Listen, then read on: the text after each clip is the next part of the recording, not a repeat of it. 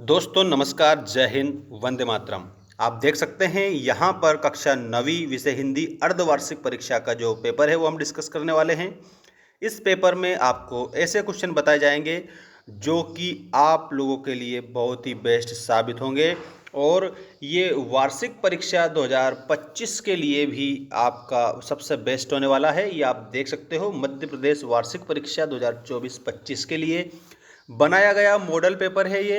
तो ये आपकी किताब पर आधारित है। तो इसमें से अर्धवार्षिक परीक्षा में 101% क्वेश्चन आपको देखने को मिलेंगे। आइए स्टार्ट करते हैं पहले क्वेश्चन से।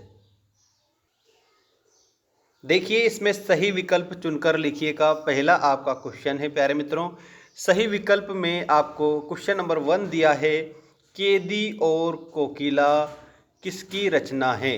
केदी और कोकिला जो है प्यारे विद्यार्थियों, आपको रचना बतानी है। आपके ऑप्शन है रामधारी सिंह दिनकर, माखनलाल चतुर्वेदी, या महादेवी वर्मा, या फिर जयशंकर प्रसाद। तो यहाँ पर जिनको एक भारतीय आत्मा भी कहा जाता है, माखनलाल चतुर्वेदी, इनकी रचना है केदी और कोकिला। इसके बाद में अगला प्रश्न है आपका, कबीर की भाषा है। तो आपको मैंने बताया था कबीर ने देशाटन के माध्यम से, मतलब अनेक जगहों पर वो घूमे और भाषा के शब्दों को उन्होंने अपने रचनाओं में शामिल करा था। तो यहाँ पर कबीरदास जी की जो भाषा है ना प्यारे बच्चों, वो हो जाएगी सधुक्कड़ी भाषा, जिसको बोला जाता है पंचमेल खिचड़ी। ठीक है, ये भी आप लोगों को थोड़ा ध्यान रखना है क्योंकि दोनों तरीके से आपसे प्रश्न पूछा जा सकता है। अगला प्रश्न है, रस के अंग होते हैं। तो प्यारे बच्चों, रस जो है इसको काव्य की आत्मा कहा जाता है। क्या बोला जाता है? काव्य की आत्मा। तो जो रस है ना, इसके मुख्य रूप से 4 अंग होते हैं। चारों अंगों का नाम बता रहा हूँ यहाँ पर, देखिएगा। विभाव, विभाव के बाद में आप लोगों को हो जाएगा अनुभाव। ठीक है, अनुभाव के बाद में आप लोगों को हो जाएगा संचारी भाव। ठीक है, संचारी भाव के बाद में प्यारे बच्चों स्थायी भाव आप लोगों को करेक्ट उत्तर के रूप में याद रखना है।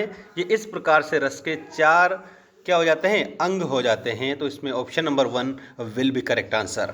सभी जल्दी से जल्दी चैनल को सब्सक्राइब करके घंटी की बटन को ऑल पर रखना, क्योंकि वार्षिक परीक्षा तक हम धमाल मचा देंगे आप लोगों के लिए। चलिए, अगला क्वेश्चन आ चुका है, तिब्बत में सबसे खतरे की जगह है। तो तिब्बत ये ल्हासा की ओर नामक जो पाठ है वहाँ से लिया गया है और ये राहुल सांकृत्यन के द्वारा लिखा गया है। तो तिब्बत में सबसे खतरे की जगह ठाड़े जो दिया है, ये तिब्बत में सबसे ज़्यादा खतरे की जगह है। अगला क्वेश्चन आपकी स्क्रीन के सामने आ चुका है, श्याम भी जाएगा। तो यहाँ पर प्यारे बच्चों श्याम भी जाएगा में भी क्या है? आपके ऑप्शन है क्रिया। तो देखो, जिन शब्दों से किसी भी काम का करना या होना पाया जाता है उसको हम क्रिया कहते हैं।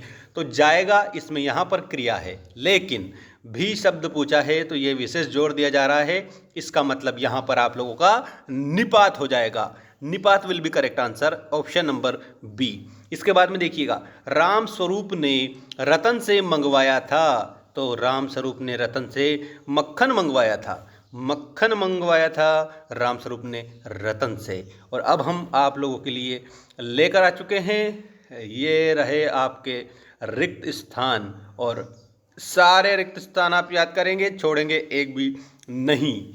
देखिएगा, ग्रामश्री के रचनाकार हैं।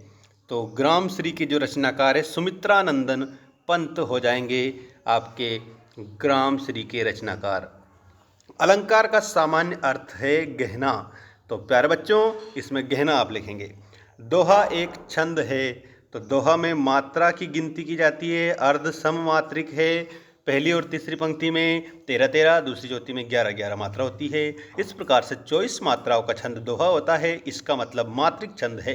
अगला क्वेश्चन देखिएगा, प्रेमचंद साहित्यकार थे। तो यहाँ यथार्थवादी साहित्यकार, आप इसमें यथार्थवादी साहित्यकार बता देंगे क्योंकि प्रेमचंद जी यथार्थवादी साहित्यकार थे। प्यारे बच्चों, कमल का पर्यायवाची क्या है? तो कमल का पर्यायवाची नीरज है। रेणु का पूरा नाम तो है, आपको फणीश्वर नाथ लिखना रहेगा। फणीश्वर, ठीक है, नाथ रेणु, फणीश्वर नाथ रेणु, ये रेणु का पूरा नाम हो जाएगा। इसके बाद में ये रहा आप लोगों का सही जोड़ी बनाइए वाला क्वेश्चन। और ये जो क्वेश्चन है ना दोस्तों, आप लोगों की परीक्षा में आग लगा देगा। इतना बेस्ट क्वेश्चन है।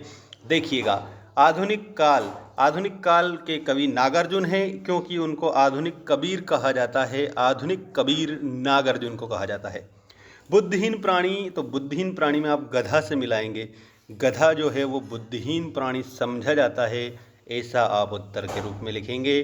तो आधुनिक काल में नागार्जुन, बुद्धिहीन प्राणी में गधा। और वर्णिक छंद, वर्णों की गणना पर आधारित छंद को वर्णिक छंद कहा जाता है। तो यहाँ पर वर्णिक छंद में आप लोगों को सवैया लिखना है।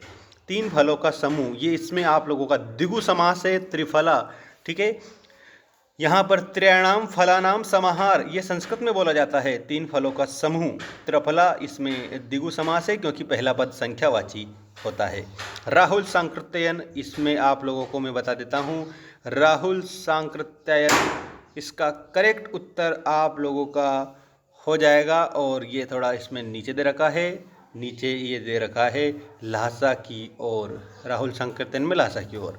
ठीक है, इस प्रकार से आप पूरी जो जोड़ी है दोस्तों वो कंप्लीट मिलान करेंगे और अच्छे से सारा कंप्लीट याद रखेंगे।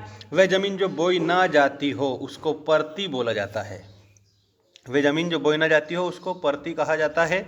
इसका आप जल्दी से स्क्रीनशॉट ले लीजिएगा। अगले वीडियो में आपको बहुत ही बेस्ट चीज़ें बताई जाएगी, तो चैनल को आप सब्सक्राइब करके रखना ताकि आपको आने वाली अपडेट मिलती रहे। धन्यवाद। जय हिंद, वंदे मातरम।